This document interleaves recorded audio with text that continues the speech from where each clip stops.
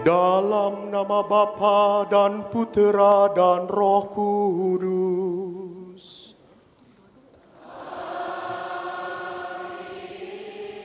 Tuhan bersamamu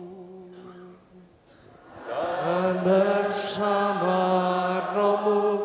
Marilah kita berdoa. Kami bersyukur kepadamu ya Tuhan.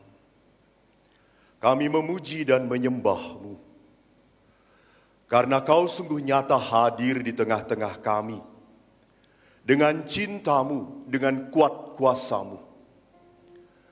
Terlebih setelah kami memasuki masa Prapaskah, dengan abu tertempel di dahi kami.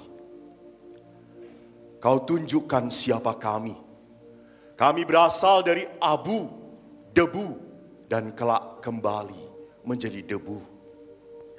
Engkau muliakan kami karena Engkau mencintai kami.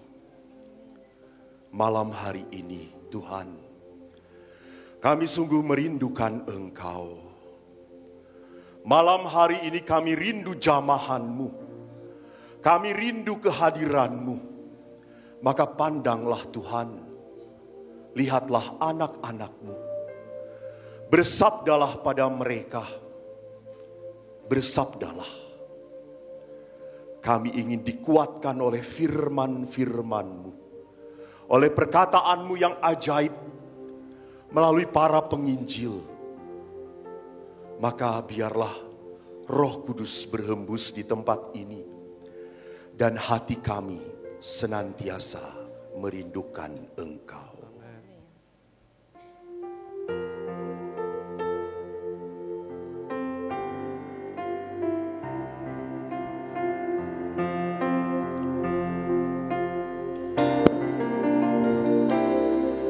Satu hal yang ku rindu, berdiam di dalam rumah-Mu. Satu hal yang ku minta, menikmati baik-Mu. Sekali lagi katakan, satu hal. Satu hal yang ku rindu, berdiam di dalam rumah-Mu.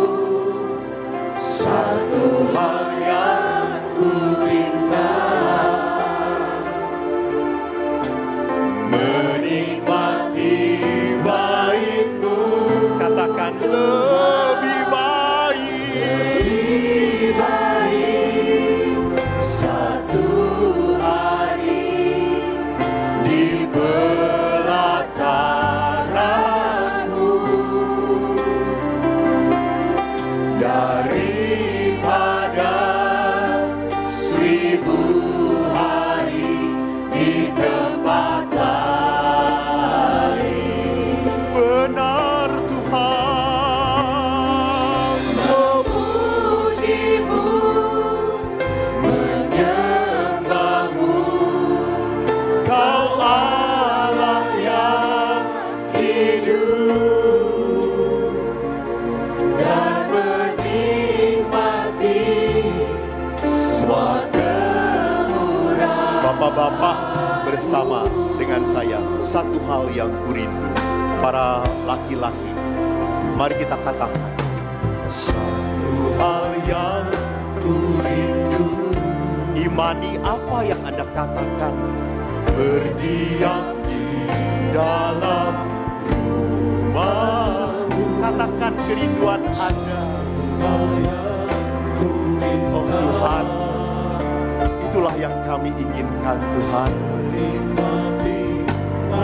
Para wanita, katakan satu hal yang Anda rindukan. Tuhan, tidak ada yang lebih baik dalam hidup kami selain tinggal di pelataran-Mu, tinggal dalam rumah-Mu, menatap wajah-Mu, yang penuh kasih terhadap kami. Katakan bersama-sama. Lebih baik satu hari di pelataranmu daripada 1000 hari di tempat lain. Oh Tuhan, memujimu, menyembahmu, Kau Allah yang hidup, dan menikmati semua kemurahan. Memujimu,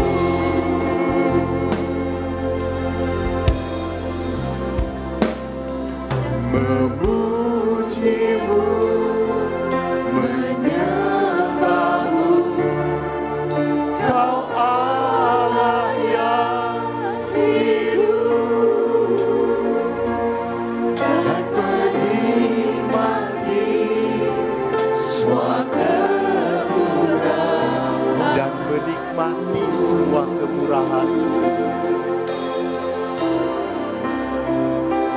Dan menikmati semua kemurahan. Terima kasih Tuhan. Terima kasih. Kami boleh datang untuk merasakan kasih-Mu. Semua ini biarlah menjadi sebuah pengalaman kami demi kemuliaan nama-Mu. Kemuliaan kepada Bapa dan Putra dan Roh Kudus. Amin. Silakan duduk.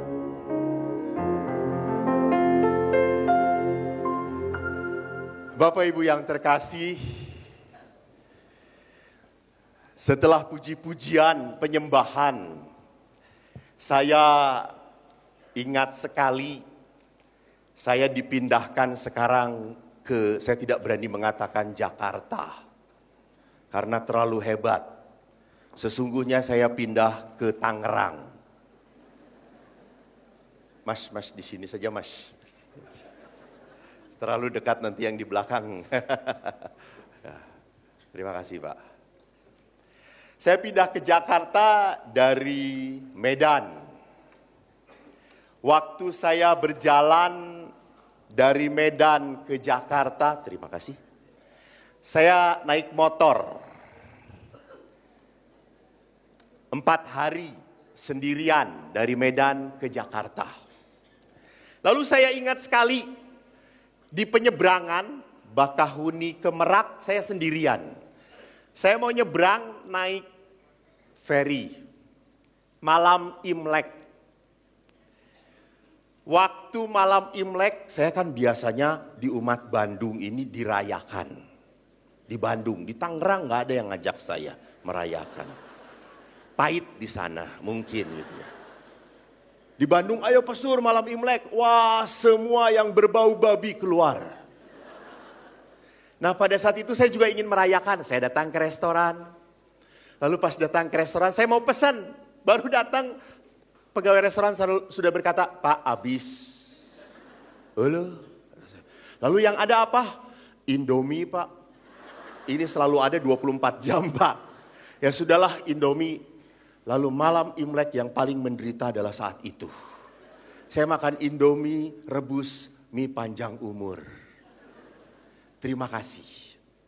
Lalu saya nyebrang mau langsung ke Jakarta, bablasin. Saya melihat dari luar sudah mendung sekali. Lalu saya tuh kalau melihat situasi langsung toh namanya manusia. Kalau melihat sesuatu yang menakutkan, apa yang dilakukan? Berdoa, Tuhan mohon jangan hujan. Tuhan jangan hujan, jangan hujan. Lalu saya berpikir, saudara-saudara saya kalau malam Imlek minta hujan. Itu tandanya banyak berkat, betul atau tidak? Lalu saya berkata, Tuhan-Tuhannya udah menangin mereka aja Tuhan. Karena mereka yang banyak nyumbang. Biarkan. Dan saudaraku, betul, turun dari feri hujan deras sekali. Semua motor minggir, saya lurus. Tebas. Tapi saya masih ingat, saya jalan keluar dari kompleks port tuh bukan bandar, pelabuhan, betul. Dan keluar dari pelabuhan, terima kasih Pak. Keluar dari pelabuhan, saya ingat sekali lagunya. Pertolonganmu begitu ajaib, kau telah memikat hatiku di saat aku tak sanggup lagi. Di situ tanganmu bekerja. Anda tahu apa yang terjadi setelah lagu ini selesai? Hujan makin deras. Tapi yang lebih penting bukan hujan makin deras, hati saya tetap sukacita. Tetap senang, tetap ketawa-ketawa. Saya yakin hujan sebesar apapun tidak akan membuat saya sakit. Kenapa? Karena hati saya penuh sukacita. Amsal berkata, obat yang paling hebat adalah apa? Hati yang penuh sukacita, hati yang gembira. Apapun masalahnya. Jadi disitulah orang itu harus hidup karena iman. Karena iman, bukan karena situasi. Ini orang yang hidup karena situasi. Pastor, saya sudah tua ya pastor. Ada oma-oma 80 tahun, aduh segala karasa pastor. Ya karasa itu karasa gitu ya. Dompet apalagi pastor gitu ya. Ini orang yang hidupnya bukan karena iman, tetapi karena penyakit, karena keadaan. Maka apa yang terjadi? Hidupnya makin berat, makin susah. Tidak ada power dari dalam iman kita. Maka menarik, kenapa lagu-lagu puji-pujian itu penting? Supaya puji-pujian ini menjadi kekuatan bagi hidup kita. Maka malam hari ini kita mau berbicara tentang marilah kepadaku semua yang letih lesu dan berbeban berat. Ini Anda orang Bandung sering gak melihat kata-kata ini? Di mana? Bagus, hebat, betul. Di katedral, aduh hebat. Saya jamin Anda daripada ngantuk ngedengerin pastor, bacain aja terus gitu ya. Datanglah kalau yang berbeban berat. Memang Tuhan saya berbeban berat. Beban saya apa? Ngedengerin khotbah pastor gitu ya. Jadi kata-kata marilah kepadaku seringkali dilepas kontekskan. Orang hanya melihat satu ayat ini saja. Jarang sekali masuk dalam sebuah konteks dari kitab sucinya. Malam ini saya ingin mengajak Anda semua melihat konteksnya. Supaya kita mengerti kenapa Yesus ngomong kayak gini. Mari kita lihat kitab sucinya. Anda ngelihat ke belakang, saya ngelihat handphone. Ada WA.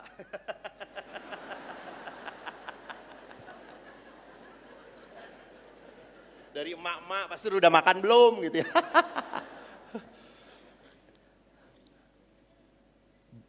Injil apa tadi? Matius bab 11 ayat 20 sampai 30. Saya bacakan. Lalu Yesus mulai mengecam kota-kota yang tidak bertobat. Sekalipun di situ ia paling banyak melakukan mujizat-mujizatnya. Celakalah engkau Korazim, celakalah engkau Betsaida. Karena jika di Tirus dan Sidon terjadi mujizat-mujizat yang telah terjadi di tengah-tengah kamu, sudah lama mereka bertobat dan berkabung.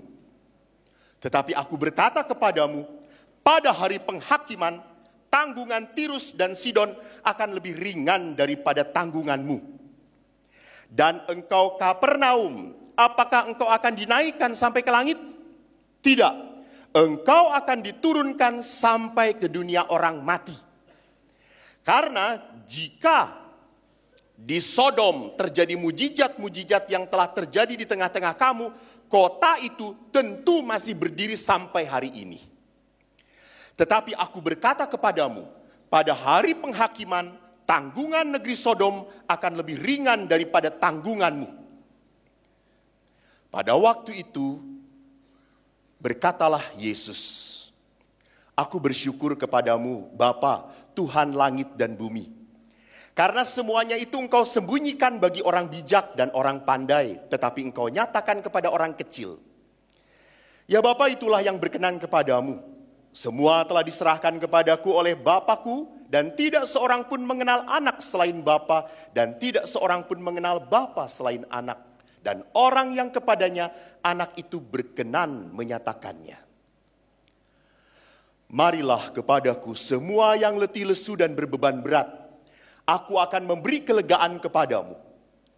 Pikulah kuk yang kupasang dan belajarlah padaku. Karena aku lemah lembut dan rendah hati. Dan jiwamu akan mendapat ketenangan. Sebab kuk yang kupasang itu enak dan bebanku pun ringan. Demikianlah Injil Tuhan. Terpujilah Kristus. Bapak Ibu, kalau mendengar tadi kelihatannya kitab suci ini satu tema atau tidak?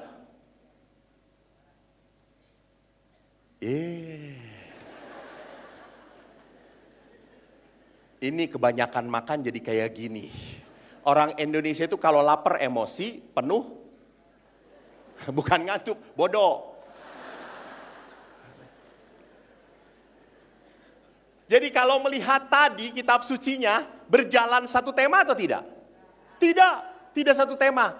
Karena itu para penafsir membagi tiga. Ini tuh tiga bagian. Ini sebabnya saya jadikan tiga bagian.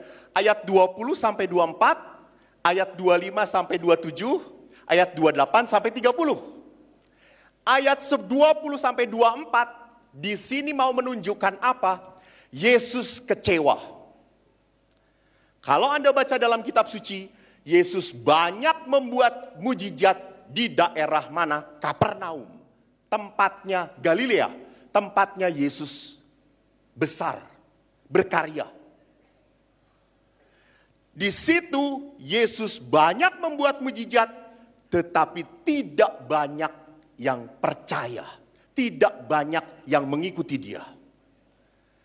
Maka Yesus melihat ini sebuah karya yang percuma. Itu bagian pertama. Jadi rupanya Yesus pun di dalam karyanya mengalami sebuah kegagalan. Namun bagaimana Yesus menghadapi kegagalan? Bagian kedua menarik. Aku bersyukur kepadamu Bapa. Jadi mari kita belajar dari Yesus. Mengalami kegagalan justru bersyukur. Yesus bersyukur kenapa?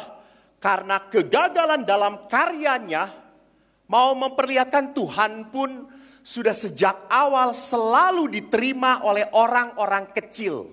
Orang-orang miskin. Orang-orang yang tidak diperhitungkan. Lahirnya di mana? Di gua. Di antara siapa? Para gembala. Bukan di istana, bukan di antara orang pintar. Maka Yesus bersyukur karena semua terjadi memang sesuai dengan apa yang sudah dinubuatkan oleh Tuhan. Maka setelah Yesus bersyukur, Yesus berbicara bagian ketiga kepada orang-orang yang percaya padanya. Jadi kata-kata ini mental kalau Anda tidak percaya pada Yesus. Jadi pertama-tama harus ada rasa percaya dulu, baru datang pada Yesus ada artinya. Kalau saya tidak percaya cuma datang doang, ya tidak dapat apa-apa. Contoh, saya suruh datang ke dokter yang tidak saya percayai. Ningali banget nawai, ya ampun kos kieu dokter cek saya teh. Geus goreng patut kata saya teh. Lalu, pastor sakit apa? Langsung saya tidak mau terbuka. Saya langsung, enggak sakit. Lalu kenapa datang ke sini? Disuruh oleh pegawai sekretaris paroki, suruh ke sini. Suruh apa? Suruh absen, ibu ada enggak? Gitu. Jadi kalau saya tidak percaya, datang ke tempat itu pun tidak ada gunanya. Maka sama, kata-kata Yesus, marilah kepadaku yang letih lesu, ini hanya, sekali lagi, hanya berguna bagi orang yang percaya kepada Yesus. Jadi dasarnya adalah apa? Percaya dahulu. Baru kata-kata ini punya power, punya kekuatan. Maka Yesus mengatakan, marilah kepadaku. Hai kamu semua yang letih, lesu dan berbeban berat. Bagi yang percaya. Maka kalau lihat konteks dari seluruh perikop, saya bisa mengatakan ini. Ini konteksnya dibagi 3. Maka kalau kita lihat keseluruhan perikop, kita bisa melihat Yesus mau merubah konsep agama yang isinya peraturan dan perintah menjadi relasi yang penuh kasih. Jadi kalau agama terlalu mengedepankan moral, aturan, Pastor Hendra ini jagonya. Moral, maaf kalau saya salah. Kalau hanya mengedepankan moral peraturan, maka hukum utama dan pertama dalam kitab suci, apa hukum pertama dan utama dalam kitab suci? Ini orang-orang cap, malu kalau tidak bisa menjawab.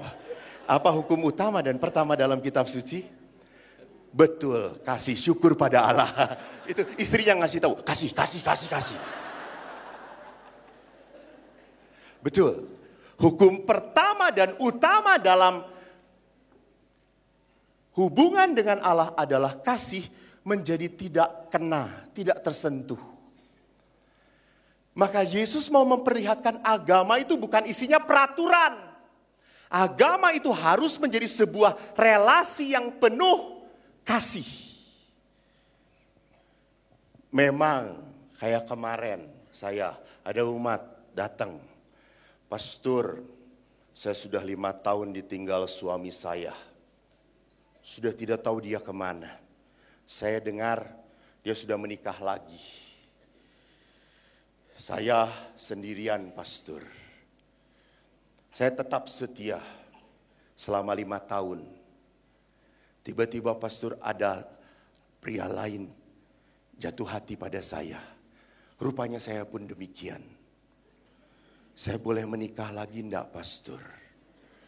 Karena saya sudah mengasihi dia. Terus saya mengatakan, Bu, tidak semudah itu. Ibu harus bereskan perkawinan sebelumnya. Tapi kan dia sudah dengan pria lain, pastor. Saya dibiarkan merana. Pastor ngerasa enggak? Enggak, kata saya itu.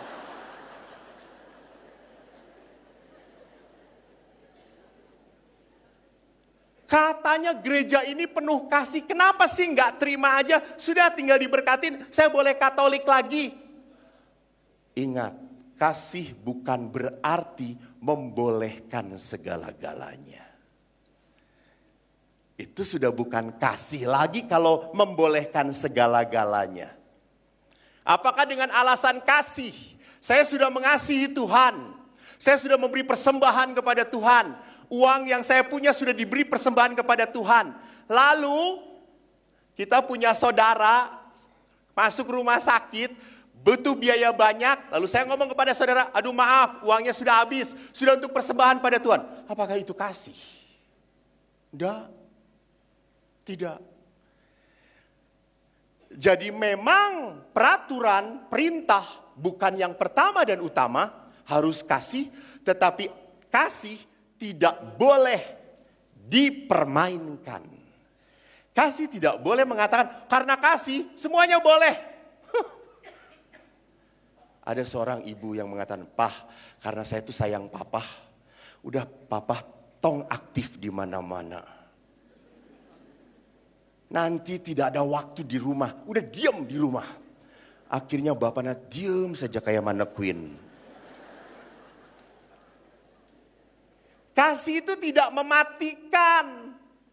Kasih itu selalu menghidupkan. Kasih itu selalu memberikan yang terbaik pada orang yang dikasihi.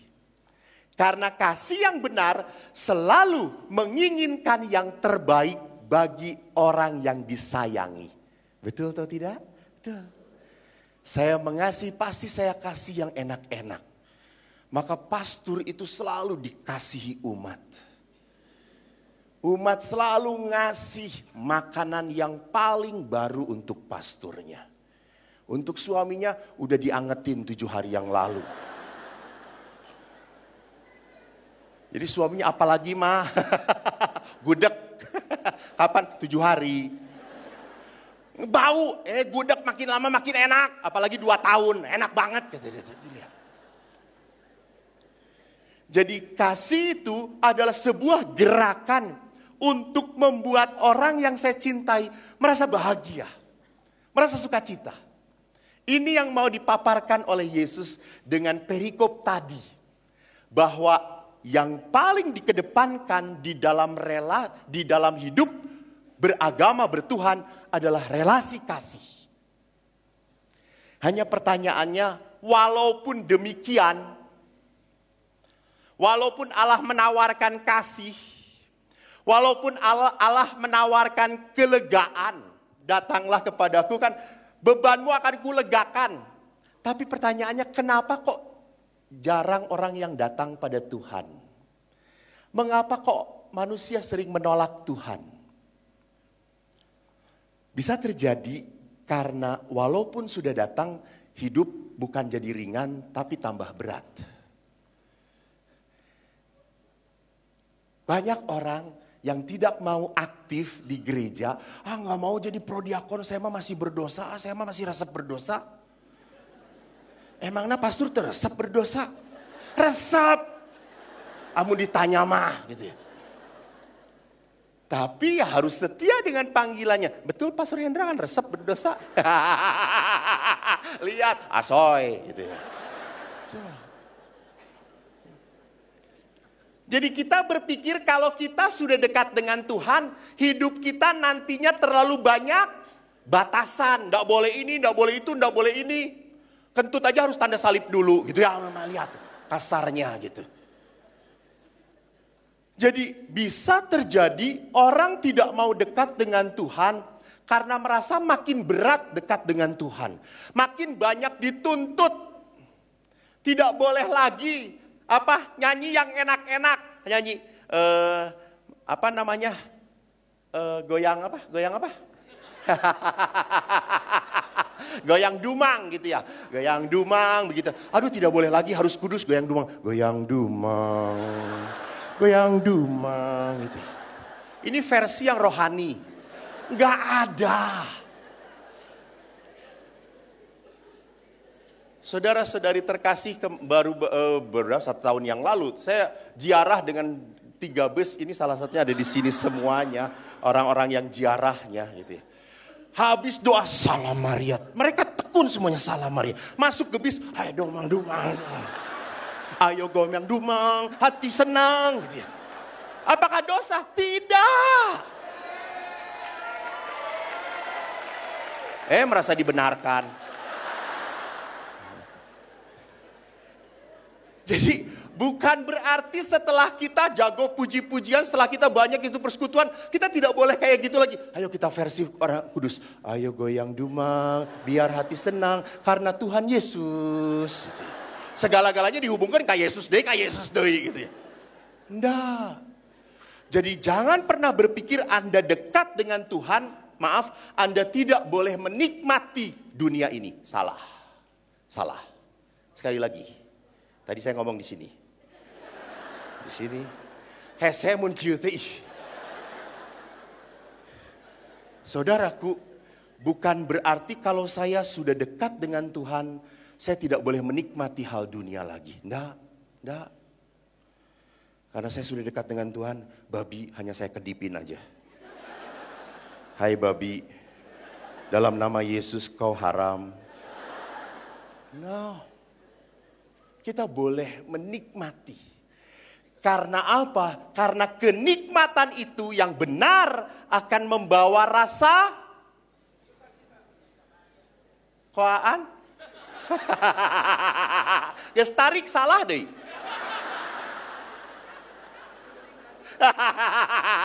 Betul, yang penting ada iman dan berani. Tapi no era pamajikan.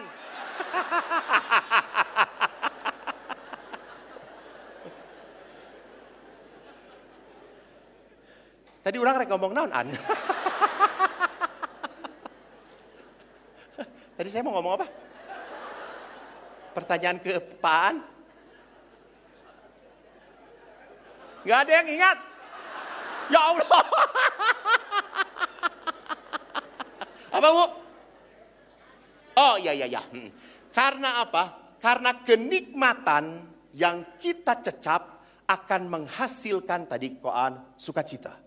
Yang paling benar koan adalah rasa syukur. Rasa syukur. Tepuk tangan untuk koan. Rasa syukur. Langsung pas tepuk tangan mah istrinya bahagia. Rasa syukur.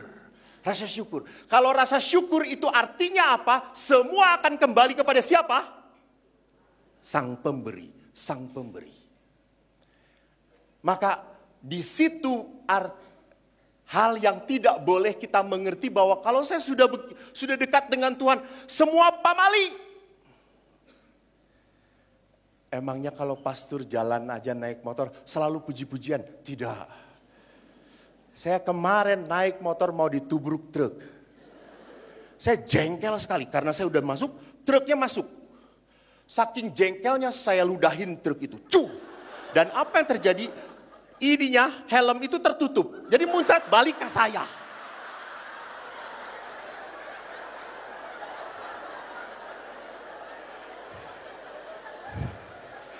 Langsung saya ngebut daerah ku supir trukna gitunya. Urun mereka hutan heula sakudung dilap lah. Jadi saudaraku yang terkasih, lihatlah. Memang hidup dengan Tuhan orang memang harus dikontrol oleh hukum Tuhan, benar. Tapi bukan berarti sekali lagi mendosakan segala-galanya. Enggak, semua yang diciptakan oleh Allah, baca dalam kitab suci, apa komentarnya? Baik adanya, baik adanya. Maka kalau istri Anda itu makin lama makin jelek, baik adanya. Dalam nama Tuhan saudara-saudara, baik adanya. Jadikan betul toh, saya tuh selalu ingat, selalu kalau datang ke pasangan suami istri, saya selalu ingat, Bu tolong lihat dong waktu perkawinan gimana. Wih wajah ibunya cantik gitu, ini ngali bapaknya pas-pasan. Tapi setelah menikah, suaminya masih tetap setia, walaupun ibunya sudah tidak jelas bentuknya. Di mana-mana lumer. Kan ditarik oke aya batasna toh. Kena matahari lumer deui gitu ya. Masa terus ke Korea terus kudu ditarikan terus. Lila-lila pulang dari Korea suaminya jadi lupa bayi.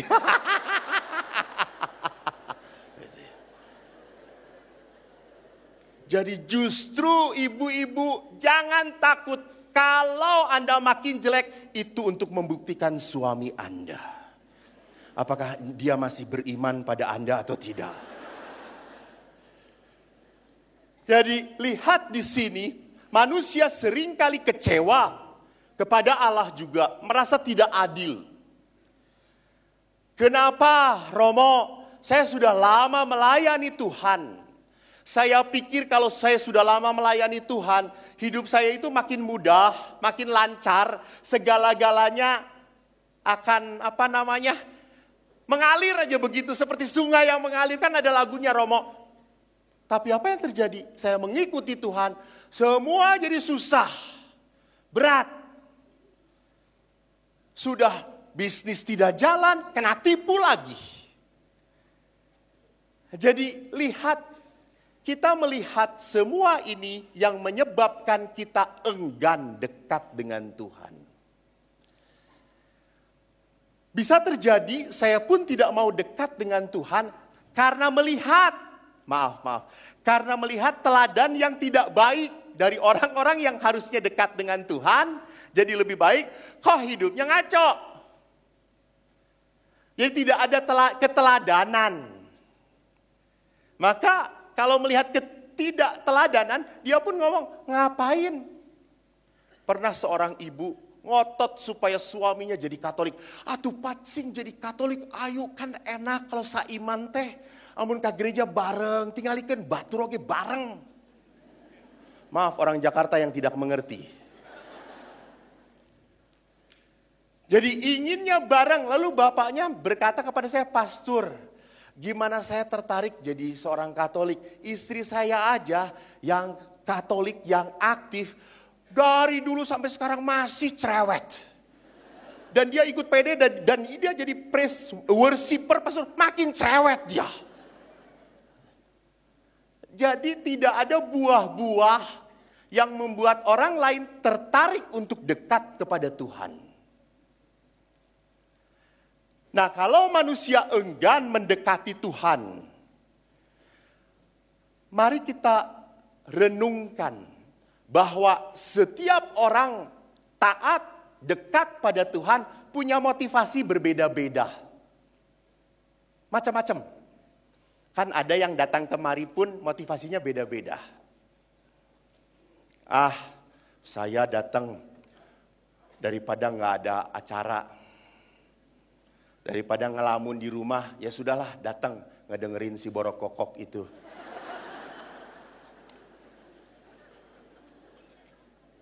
Saya datang. Ayo datang, persekutuan. Kita datang malam penyegaran rohani. Kenapa? Kita harus bertobat nih. Padahal dia datang kemari karena mau ngelihat mantannya ada di sini.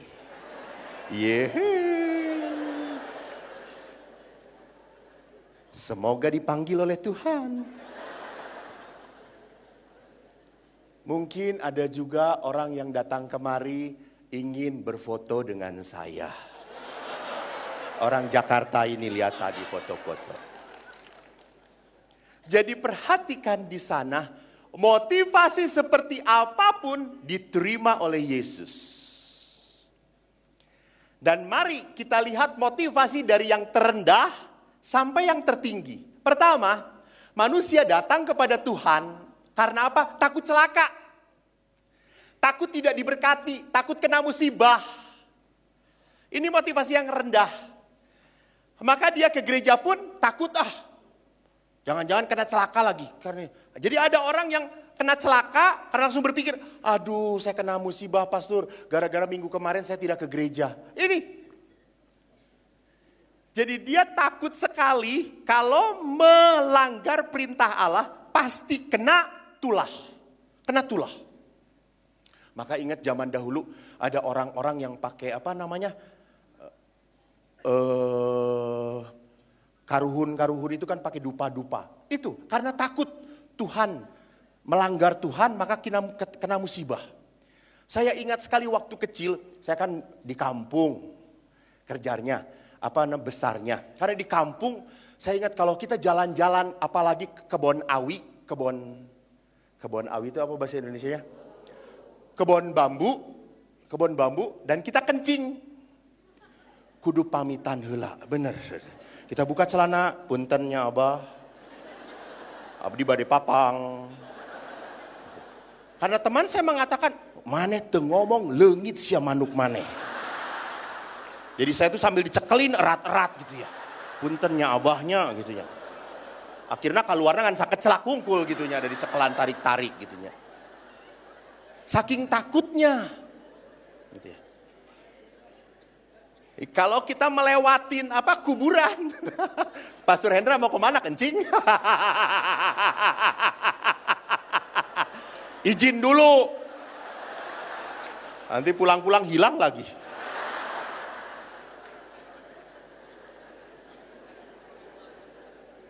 Sama kalau orang melewati kuburan, kalau ngeloncat ke kuburan, kita pun akan ngomong sesuatu, ketakutan kena musibah. Gitu. Ketakutan kena bala, kena mara bahaya.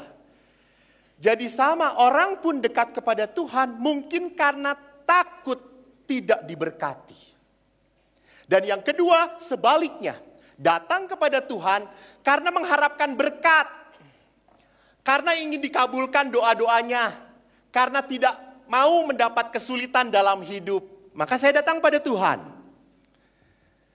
Jadi Tuhan, saya datang, semoga semua usaha saya diberkati. Saya sudah baik Tuhan, ini saya selalu hadir, saya selalu aktif. Berikan kelancaran dalam usaha saya. Ini boleh, enggak apa-apa. Ini motivasi kedua yang lebih baik daripada motivasi pertama. Daripada takut. Ya, orang memang datang kepada Tuhan mohon berkat. Orang akan mengatakan kasahadeui atuh pastor mun teu ka Gusti Allah. Tapi tetap motivasi seperti ini jelek. Karena apa? Saya memberi supaya saya menerima. Ini yang mengakibatkan saya berhubungan Tuhan memakai hukum dagang, hukum ekonomi kepada Tuhan. Dan yang terakhir adalah datang kepada Tuhan karena pengalaman kasih. Karena pengalaman dicintai. Seorang bapak riding di luar negeri.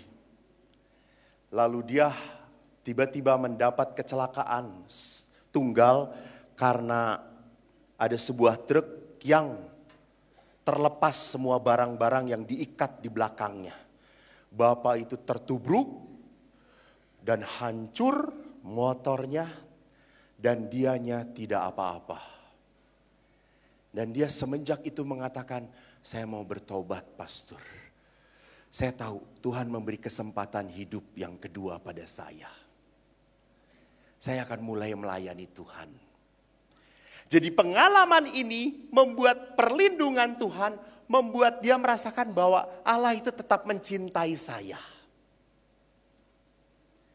Seorang ibu yang sudah divonis kanker, stadium terakhir, di mana kanker itu begitu mematikan bagi dia. Tapi akhirnya dia selamat dan kanker itu tidak ganas lagi. Ibu itu merasakan, pastor saya sukacita sekali. Dan ibu itu sekarang kerja di Yayasan Kanker Katolik yang selalu meminta saya untuk berbicara. Dia kena kanker. Tapi akhirnya sekarang dia hidupnya penuh dengan pelayanan. Karena apa? Karena dia merasakan Tuhan begitu mengasihi saya. Saya sudah diberkati oleh Tuhan.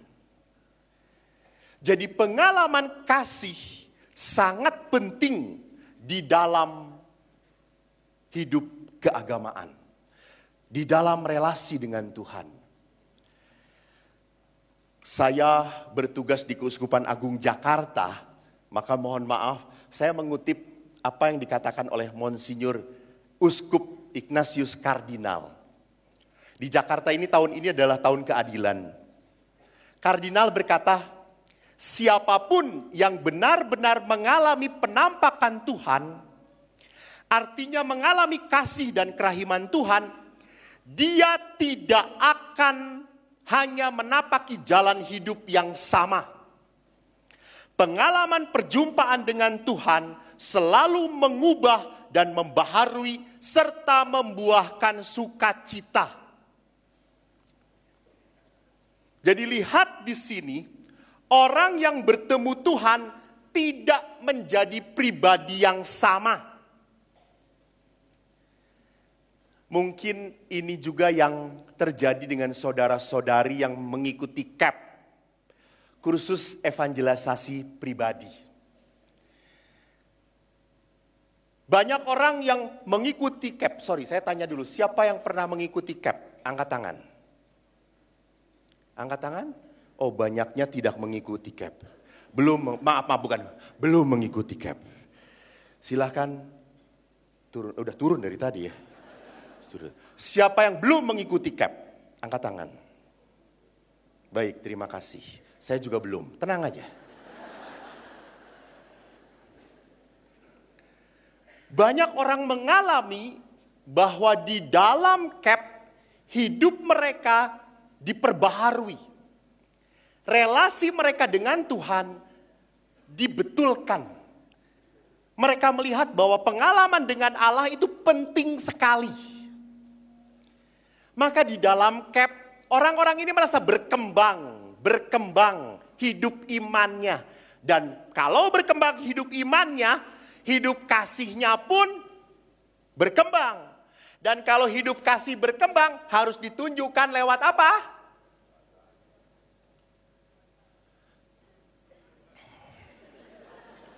Memang Anda bayar, tapi jawablah. Masa saya terus. Diskon sedikitlah. Saya ulangi. Kalau hidup imannya berkembang, makin berkembang, pasti hidup kasihnya pun berkembang. Kalau hidup kasihnya berkembang, maka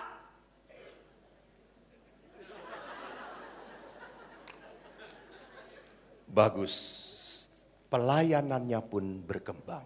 Benar, tepuk tangan Ibu. Sudah ikut CAP? Belum? Wah, udah pinter. Betul. Jadi orang kalau kasihnya berkembang, pelayanannya pun berkembang. Tidak bisa orang punya kasih, tidak ada pelayanan. Omong kosong. Kalau orang itu mengatakan saya punya kasih dan tidak pernah pelayanan, dia bukan punya kasih. Dia harus orang yang jadi dikasihani. Jadi saya melihat cukup banyak orang-orang yang sharing. Romo, saya ikut CAP, berkembang sekali, saya bahagia. Iman saya tidak mandek, saya makin lama makin mencintai dan bangga menjadi seorang Katolik. That's good. Bisa mempertanggungjawabkan imannya. Jadi umat itu kalau ditanya oleh saudara kita, jangan ngejawabnya, kenapa sih di dalam gereja kamu kok ada kayak gini? Tanya pastor ya. Can I call a friend? Jangan tanya pastor. Sekarang umat sekarang harus makin pintar. Beriman jangan mau beriman yang ikut-ikutan. Karena ada toh orang yang beriman ikut-ikutan, makna berdiri. Lalu anaknya sedang duduk aja pas lagu pembukaan. Terus maknya ngomong berdiri. Lalu anaknya ngomong, "Ma, kenapa kita berdiri?" Yang lain juga berdiri. Nges cicing maneh. Itu lihat. Ini beriman blow on namanya. Gak ngerti apa-apa. Jadi iman itu harus bertanggung jawab. Kenapa dalam liturgi harus ada berdiri? Kenapa duduk? Saya maunya duduk kok. Jadi di sini orang di dalam CAP diolah hidupnya. Diolah relasinya dengan Tuhan. Anda mungkin berkata, pastor, tapi ada orang-orang CAP juga ngaco. Bu, maaf. Mau ikut seperti apapun, ini teh komunitas manusia, bukan malaikat. Jadi upami aya lepatna, namina oge manusia. Jadi teu nanaon. Jadi bukan berarti kalau orang yang di CAP semuanya tadi suci-suci, tidak pernah ada goyang dompet lagi. Cek saha. Saya ngelihat anggota CAP dompletan terus-terusan gitu ya. Jadi perhatikan di sini saudara-saudariku, kita diajak untuk bertemu dengan Tuhan yang membuat kita semakin berkembang dalam iman. Dalam kitab suci ditunjukkan jelas lewat peristiwa siapa? Zakeus. Saya tuh suka salah terus ini. Karena saya ingat pengajar, dia berteriak kepada anak-anak. Dia datang ke kota Yeriko, lalu dengan semangatnya dia berkata, "Hai Lazarus, turun ke bawah." Gitu ya. Lalu anak-anak protes, "Woi Zakeus, Zakeus." Lalu saking malunya dia teriak langsung, "Hai Lazarus, turun." Itu kan punya Zakeus. Jadi saya suka kacau di sini. Ya Zakeus apa Lazarus gitunya. Bapak Ibu, masih ingat Anda peristiwa Zakeus? Saya bacakan. Yesus masuk ke kota Yeriko, berjalan terus melintasi kota itu. Di situ ada seorang bernama Zakeus, kepala pemungut cukai, dan ia seorang kaya. Ia berusaha untuk melihat orang apakah Yesus itu, tetapi ia tidak berhasil karena orang banyak, sebab badannya pendek. Maka berlarilah ia mendahului orang banyak, lalu memanjat pohon ara untuk melihat Yesus yang akan lewat di situ. Ketika Yesus sampai ke tempat itu, ia melihat ke atas, berkata, "Zakeus, segera turun. sebab hari ini aku harus menumpang di rumahmu. Lalu Sakeus segera turun dan menerima Yesus dengan sukacita. Tetapi semua orang melihat hal itu bersungut-sungut dan berkata, ia menumpang di rumah orang berdosa. Tapi Sakeus berdiri dan berkata kepada Tuhan, Tuhan, setengah dari milikku akan kuberikan kepada orang miskin. Dan sekiranya ada sesuatu yang kuperas dari seseorang, akan kukembalikan 4 kali lipat. Kata Yesus kepadanya, hari ini telah terjadi keselamatan kepada rumah ini, karena orang ini pun anak Abraham. Sebab anak manusia datang untuk mencari dan menyelamatkan yang hilang. Lihat, Sakeus orang yang dijauhi, dikucilkan, tidak disapa. Kalau di ibu-ibu sosialita mah, orang ini teh troublemaker, saha maneh. Gitu. Orang yang tidak mau didekati. Sakeus semacam itu. Semua orang menghindari dia. Dan dia kaget karena peristiwa kasih. Yesus berdiri tepat di tempat Sakeus berada. Dan Yesus berkata, turun, aku akan menumpang di rumahmu. Wow, coba rasakan, coba bayangkan. Paus beberapa bulan lagi datang ke Indonesia. Datang ke rumah ke Aan.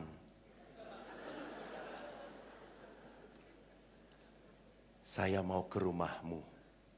Saya yakin tidak mungkin Aan berkata, maaf Bapak Paus, close. Enggak. Saya yakin langsung eta imah dibersihan. Padahal geus bertahun-tahun tar dibersihan misalnya gitu. Dengan sukacita disambut. Itu yang dihadapi oleh Sakeus. Maka perjumpaan dengan Yesus membuat Sakeus langsung ngomong pada Yesus, setengah dari hartaku akan kuberikan kepada orang miskin. Ini, ada kewajiban gak untuk seperti itu? Tidak ada. Dia tidak melakukan kewajiban di situ. Dia melakukan apa? Kasih. Dia melakukan tindakan kasih. Setengah dari hartaku kuberikan. Dan barang siapa ada yang kuperas, kukembalikan 4 kali lipat. Dia melakukan keadilan. Jadi peristiwa di mana orang bertemu dengan Yesus harus membuat orang berkembang hidupnya. Maka dipertanyakan, kalau orang itu sering ke gereja, sering berdoa, tapi hatinya penuh dengan kemarahan, kejengkelan, penuh dengan dendam, percuma ke gerejanya, percuma berdoanya. Dia baru datang tubuhnya, hatinya belum dekat pada Tuhan. Dia baru bertemu dengan Tuhan, hanya raganya, jiwanya melayang-layang di kuburan. Jiwanya tidak terubah oleh Allah. Dia hanya bangga, saya sebagai Katolik. Tetapi hatinya sama sekali belum pernah dibaptis oleh air kekudusan. Nah, perjumpaan semacam ini membawakan kelegaan. Seperti yang tadi dikatakan, datanglah kepadaku, aku akan memberikan kelegaan kepadamu. Jadi bagaimana menanggapi undangan Tuhan? Bagaimana caranya kita menanggapi undangan Tuhan berkata, marilah, maaf. Kan tadi saya mengatakan, kata-kata ini hanya efektif bagi orang yang percaya. Betul atau tidak? Percaya pada siapa? Yesus, tadi saya ngomong begitu. Percaya pada siapa? Tuhan.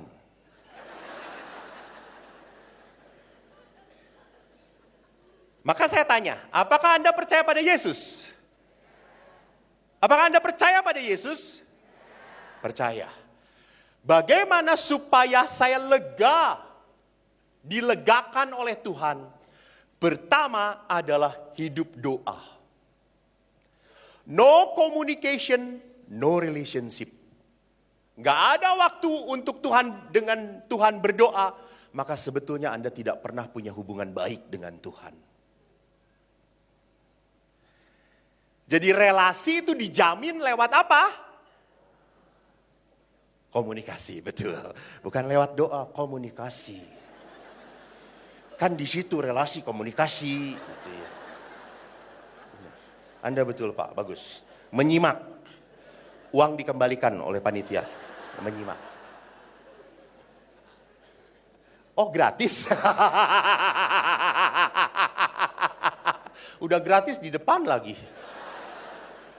Jadi saudaraku lihat bahwa relasi tidak akan pernah terjadi kalau kita jarang ketemu, jarang ngobrol.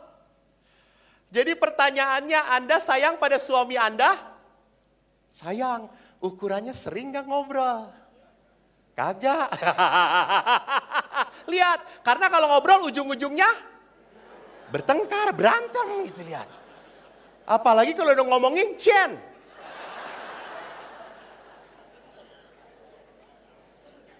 Wayau Chen, meow, meow, meow, meow, meow, meow.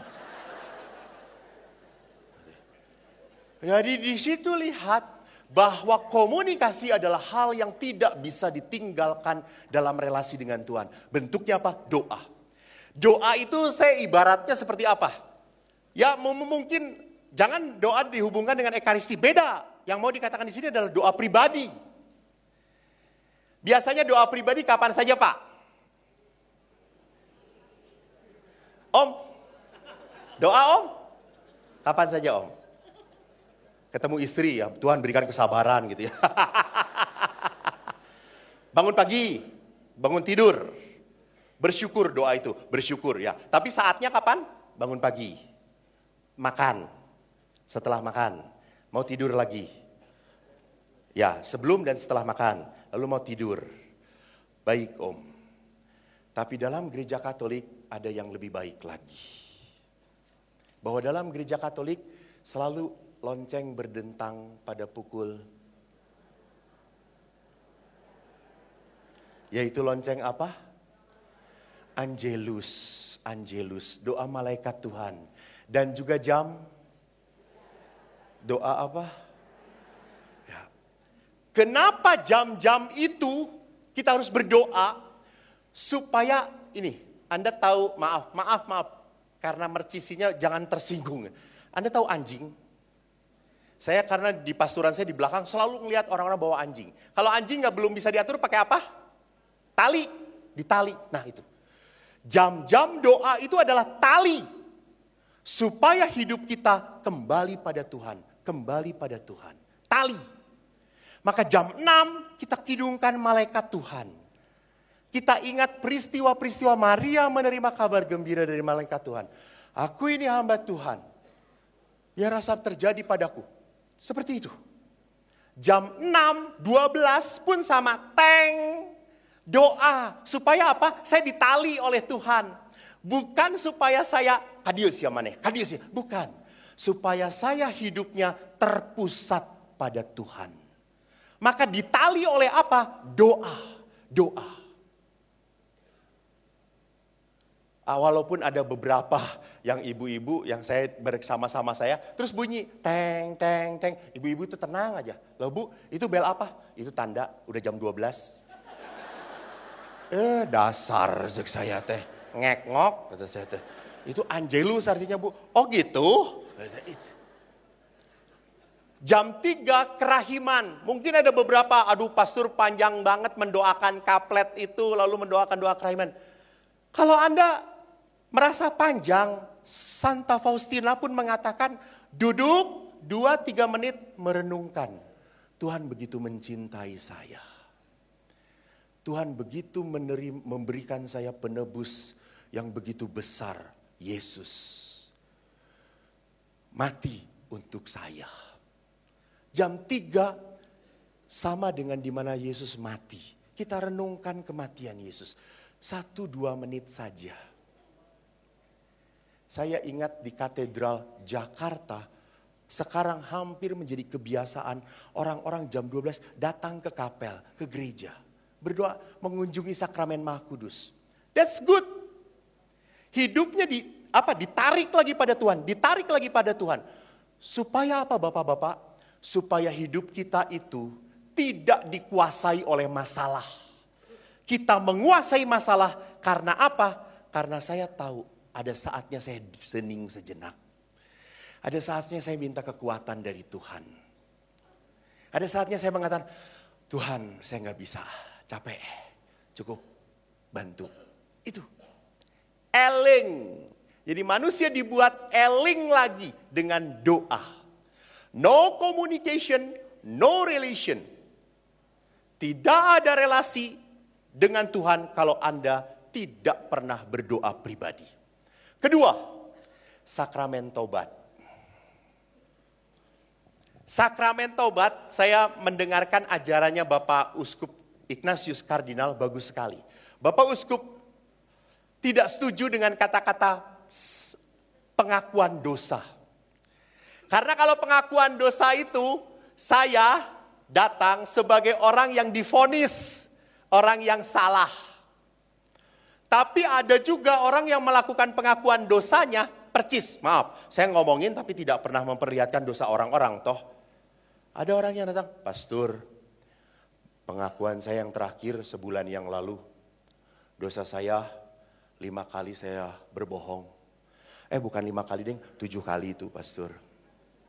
8 kali saya tidak tepat waktu. Saya kabur dari rumah 8 kali. 8 apa 10 kali ya Pastor? Antara itulah Pastor gitu.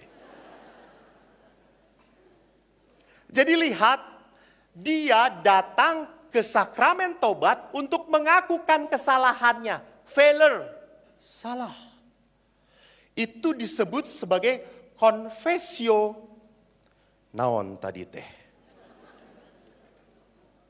Confessio peccatorum, mengakui dosa-dosanya. Sedangkan sakramen taubat yang benar harusnya unsurnya ada 3. Confessio laudis, confessio vitae, confessio fidei. Confessio laudis datang kepada pastor, Pastor, saya mengaku dosa terakhir 1 tahun yang lalu. Saya merasa Tuhan begitu sayang pada saya. Allah memberkati hidup saya. Tuhan sungguh baik bagi saya. Laudis, memuji. Ini pengakuan syukur, pujian pada Tuhan. Lalu sekarang confessio apa? Confessio vitae. Vitae itu apa? Hidup. Mengakui kehidupan saya. Walaupun demikian sayangnya Tuhan pada saya gagal mencintai Tuhan. Saya sering kali menipu istri saya. Saya sering kali berbuat nonton BF. Saya lebih asik melakukan masturbasi daripada hubungan dengan pasangan saya. Itu mengakui kelemahan hidup saya. Lalu tidak berhenti pada situ, harus ada confessio fidei, pengakuan iman. Namun demikian saya percaya, walaupun saya tidak pantas, cinta Allah lebih besar. Kerahiman Tuhan lebih besar daripada dosa-dosa saya. Jadi sakramen taubat adalah sakramen untuk merasakan kerahiman Tuhan. Jadi orang itu yang membuat merasa tidak diberkati adalah dosa. Halangan terbesar manusia dengan Tuhan adalah dosa. Dan pada saat manusia memasuki sakramen taubat, aliran berkat, aliran hubungan, relasi dengan Allah dibersihkan. Maka penting sekali yang namanya sakramen taubat. Apalagi sekarang masa prapaskah. Ayo masuki sakramen taubat. Jujur, saya di Helena kagum. Sebelumnya saya bukan di Helena. Sebelumnya saya di satu paroki, saya ingat sekali. Saya di paroki itu begitu semangat, ada pengakuan dosa. Waktu itu Natal, mau Natal. Lalu pengakuan dosa jam 4 sampai jam 7. untuk umat. Lalu saya jam 3:30 sudah siap-siap pakai jubah. Pergi. Lalu pastor yang paling lama di situ nanyain, mau kemana kok? Pengakuan dosa, melayani umat. Wih, semangat banget. Pelayanan harus semangat coy. Kata dia mengatakan, silakan, duluan gitu ya. Dia belum pakai apa-apa, masih pakai cangcut begitu, pendek-pendek. Belum siap apa-apa. Saya sudah siap. Datang ke kamar pengakuan, saya nyalakan lilin, saya diam, menunggu. 1 jam, hanya nyamuk yang datang. Dan teman-temannya lalat juga datang. 1/2 jam kemudian, 1,5 jam, ada oma-oma yang datang. Anda tahu oma-oma, sudah tidak terdengar 10 menit ngomongnya. 10 menit saya baru mau ngomong, ya oma, sebentar, masih ada lagi pastor, masih ada lagi. Oh nyanya, 10 menit deh. Jadi lila pisan. Saya beri absolusi, selesai, keluar. Saya tungguin 1/2 jam kemudian, tidak ada yang datang lagi. Saya baru sadar, di tempat itu yang berdosanya adalah nyamuk dan lalat. Saya masuk sekarang paroki Helena, kagum. Habis misa pagi, sering kali habis misa pagi, saya ditoel. Dicolek sama umat, pastor kami mau pengakuan dosa. Oh boleh, silakan. Begitu haus umat untuk merasakan kerahiman Tuhan. Haus. Dan saya yakin, maaf, kalau ada yang angkat tangan, silakan ambil hadiah dari panitia. Apakah ada di antara Anda yang pulang dari pengakuan dosa menyesal? Silakan angkat tangan.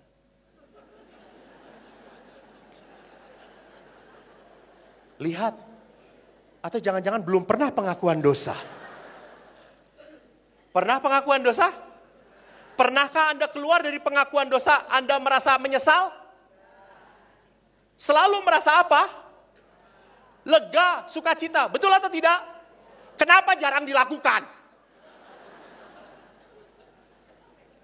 Betul atau tidak? Saya merasa lega, saya merasa sukacita, saya merasa diampuni Tuhan. Tapi kenapa jarang dilakukan? Era. Bapak Ibu terkasih, setelah imam memakai stola dan duduk di kamar pengakuan, eta lain si Eko deui. Lain. Dia bukan Eko lagi. Dia wakilnya Tuhan, edan teh. Maka saya sok era, jangan tepuk tangan era saya teh. Goreng patut kieu wakil Tuhan, ya Allah. Karena pernah anak SMP di katedral, itu saya sering cerita tuh, dia mau pengakuan dosa, lihat, oh Pastor Eko, jadi gitu ya. Kurang ajar cek saya teh. Jadi orang ini belum mengimani saya, saudara-saudara. Jadi dalam sakramen jangan pernah lupa, setiap imam itu alatnya Tuhan. Seperti apapun dia, nyebelin pun, ya alatnya Tuhan. Alat Tuhan. Dan pastor pun sama. Kalau Anda lihat di ruang pengakuan kami di Helena itu bagus, disekat. Jadi saya tidak bisa melihat yang pengakuan bisa melihat saya. Tapi juga agak samar-samar karena tertutup gitu ya. Jadi saya tidak tahu, nggak bisa nyari, iya sahanya. Oh iya si ibu WKTA, iya masih ibu WK. Gitu. Oh nu cerewet ya, sia. Dibere jalan salib sia ku urang sia tingalikeun.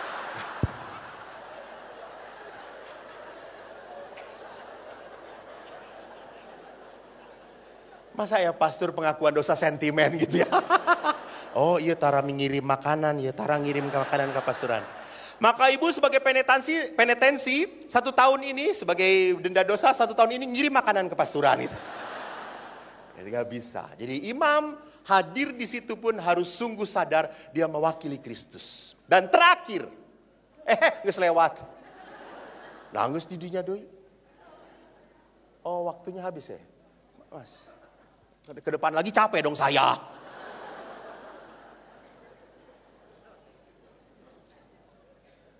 Terakhir, Sakramen Ekaristi. Banggalah menjadi seorang Katolik karena kita mempunyai sakramen Ekaristi. Di mana sakramen Ekaristi adalah saat bagi kita mengalami kehadiran Kristus yang nyata. Ingat, Ekaristi pernah membuat orang yang tidak semangat menjadi sukacita banget. Di mana peristiwanya?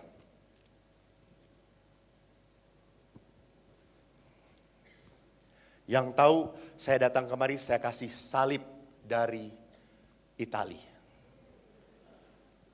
Kio-kio oke bisa beberapa kali ke Itali. Menghina. Siapa yang bisa? Ada sebuah peristiwa di dalam kitab suci. Di mana mereka begitu lesu lemah. Tiba-tiba menemukan perayaan Ekaristi. Dan mereka bersukacita, bersemangat. Ya, Emmaus. Betul. Tepuk tangan untuk ibu. Akan dapat salib. Kenapa bapaknya yang ngomong, suaminya yang ngomong? Woi, salibnya. Gampang, orang Jakarta tinggal dikirim oleh saya. Betul, Emmaus. Kalau Anda ingat peristiwanya, mereka letih, lesu, capek, putus asa, kecewa. Dan itu waktu itu Yesus berkata, kenapa kamu kecewa? Kamu tidak tahu. Kami putus frustrasi dengan yang nama Yesus. Lalu Yesus ngajak ngomong, cerita, itu liturgi sabda. Lalu pada saat itu Yesus datang ke rumah mereka dan Yesus mengambil roti, mengucap syukur. Dia pecah-pecah. Apa yang terjadi? Yesus hilang. Dan pada saat itu mereka berkata, itu Tuhan, kami kembali ke Yerusalem. Jadi di dalam perayaan Ekaristi, yang paling agung dalam perayaan Ekaristi, puncak perayaan Ekaristi adalah apa? Ibu belakang. Ibu Eis. Puncak perayaan Ekaristi apa? Bu? Kolekte. Kolekte. Apa Bu Eis?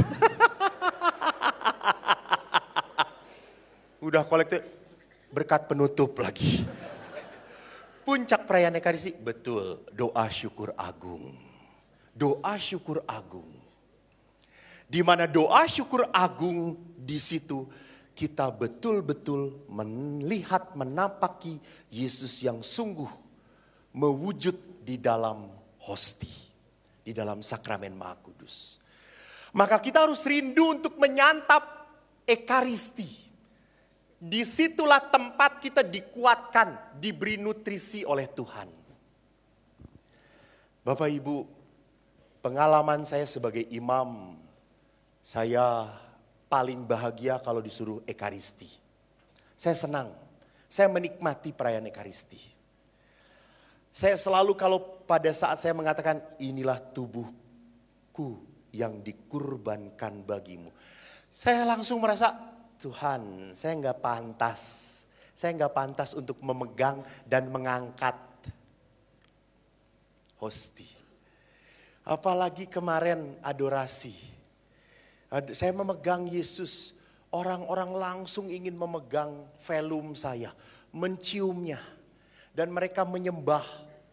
Saya sadar mereka bukan menyembah saya. Mereka menyembah Yesus. Yesus.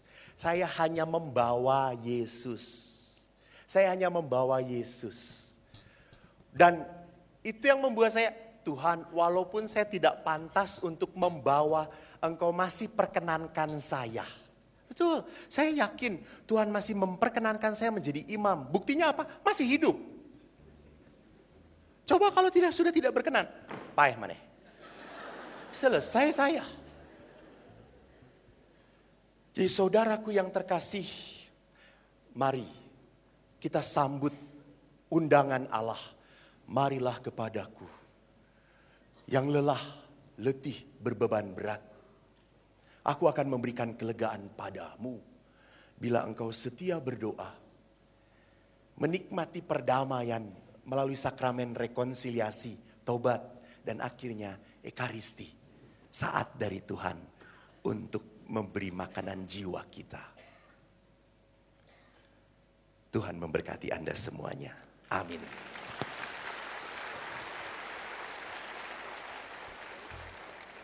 Bapak Ibu yang terkasih, sekarang bukan saatnya ke WC untuk kencing.